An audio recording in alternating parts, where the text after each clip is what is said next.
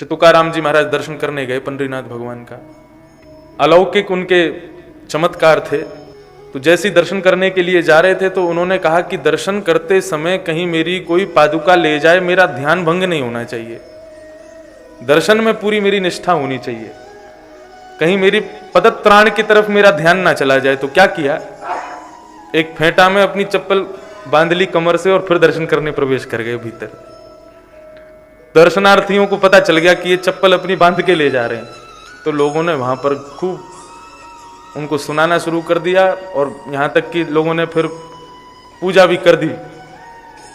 कुछ नहीं, वो पंडरीनाथ भगवान को बोले आप हमेशा प्रेम ही थोड़ी करोगे, कभी कभी पिटाई भी करोगे, ये सब आप ही करवा रहे हो। ऐसी स्थिति उनको मंदिर से बाहर कर दिया। तो बेचारे कोई नहीं, एकांत में बैठ करके विट्ठल विट्ठल जय हरि विट्ठल जय जय राम कृष्ण हरि कीर्तन करने लगे। रोज पद सुनाते थे ठाकुर जी को। जैसे ही कीर्तन करना प्रारंभ किया तो श्री पंडरीनाथ महाराज का मंदिर का मुख तुकाराम जी जहां बैठे थे वहां की तरफ अपने आप घूम गया, पूरा मंदिर ही घूम गया। और सामने श्री तुकाराम जी बैठ के कीर्तन कर रहे हैं, ठाकुर जी सुन रहे हैं।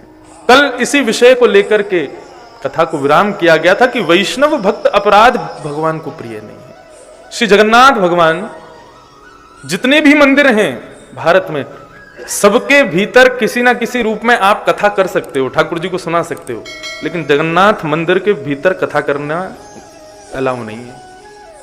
क्यों? एक बार की बात, कोई वैष्णव कथा कर रहे थे, जगन्नाथ जी के दर्शन खुले थे। तो जगन्नाथ जी का एक बड़ा प्रेमी भक्त था, वो क्या करता था, वो जैसे ही नीचे से ऊपर की ओर बढ़ता था तो कीर्तन करता हुआ आता, जय जगन्नाथ जय बलदेव जय सुभद्रा जय लीलाचल धाम, यही कीर्तन करता था। और कीर्तन करता ऐसे बिल्कुल उन्मुक्त होकर के, भुजा उठा करके खूब तेज तेज आवाज में कीर्तन करता था। और जब जगन्नाथ भगवान के सामने पहुंचता था तब तो उसके कंठ का स्वर इतना तीव्र हो जाता था कि पूरा मंदिर गुंजायमान होता था। मंदिर में कोई वैष्णव कथा कर रहे थे, लोग बैठ के सुन रहे थे, जगन्नाथ भगवान के दर्शन खुले थे, इतने में ही वो आ गया। अब उसके कीर्तन को सुनकर के अब कथा तो रुकी गई, विधान हो गया कथा में। तो लोगों ने हाथापाई करके धक्का देके उसको मंदिर से बाहर निकाल दिया, निकलो बाहर, यहां से बाहर बैठ के कीर्तन करो, मंदिर कथा चल रही है, समझ नहीं आता है। जैसे ही उसको बाहर किया, मंदिर में कोई पुजारी नहीं था, जगन्नाथ भगवान दर्शन दे रहे थे, तीनों विराजमान थे, सुभद्रा बलदेव जी जगन्नाथ जी। अपने आप जगन्नाथ भगवान ने अपनी किवाड़ बंद कर ली, दर्शन बंद कर ली अपने आप। पुजारियों ने जाकर के खूब प्रार्थना की, खूब गेट खटखटाए। अंदर से जगन्नाथ भगवान बोले, मेरे वैष्णव भक्त को, मेरे प्रिय कीर्तनीय भक्त को यदि अपराध करोगे तो मैं दर्शन नहीं दूंगा।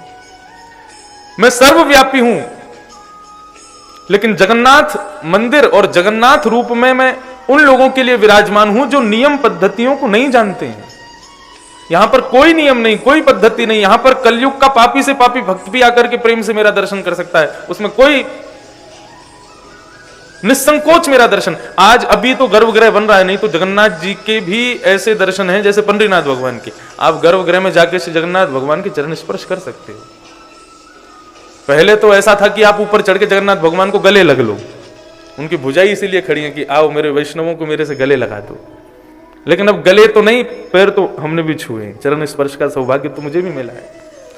जगन्नाथ भगवान आगे जाए, ये विशाल स्वरूप सामने खड़े हैं, ऐसे विशाल नेत्र हैं। जगन्नाथ भगवान ने फिर उसी दिन कह दिया कि आज के बाद हमारी जो कथा है वो पूरे सारे तीर्थों में सुनाओ, सब जगह सुनाओ, लेकिन जगन्नाथ मंदिर में कीर्तन की प्रधानता रहेगी। कथा करनी है तो मंदिर के बाहर करो, हम कीर्तन प्रिय देव हैं। तो ठाकुर जी की प्रत्येक लीला, प्रत्येक भक्त के लिए ठाकुर जी कोई ना कोई लीला करते ही रहते हैं। हमारे लिए नन्हे से श्री गिरधर लाल जी कैसी विचित्र लीला कर रहे हैं। मुझे प्रत्येक दिन ठाकुर जी का श्रृंगार करने में 1.5 से 2 घंटा लगता है, छोटे से हैं, लेकिन इस उत्सव की मुझसे ज्यादा एक्साइटमेंट उनको 20 मिनट में तैयार हो जाते हैं। सुबह मंगला के बाद में ठाकुर जी को गोद में लेके बैठता हूं और हमेशा मुझको इतना समय लगता है, कभी यहां से बगलबंदी निकल जाएगी, कभी यहां से कुछ निकल जाएगा। अच्छा, इनके क्या है, इनके वस्त्र कोई बनाता नहीं है, इनके वस्त्र कोई नहीं बना पाया, क्योंकि हमारे लाल जी बिल्कुल, ये हाथ भी मेरा बड़ा है, इससे भी छोटे हैं। तो प्रत्येक अंग का जो आप दर्शन करते हैं वो तुरंत काट करके और उसको फिर पहनाया जाता है। तो मेरे पास में इतने बड़े बड़े कपड़े रखे होते हैं, उन्हीं में से काट काट के कैंची मैं पूरा दर्जी बन जाता हूँ जब इनकी सेवा करता हूँ। मुझे सब पता है कितना पैर में आएगा, कितनी कछनी आएगी, कितना कैसे, वो सब काट काट के तुरंत धराता जाता हूँ।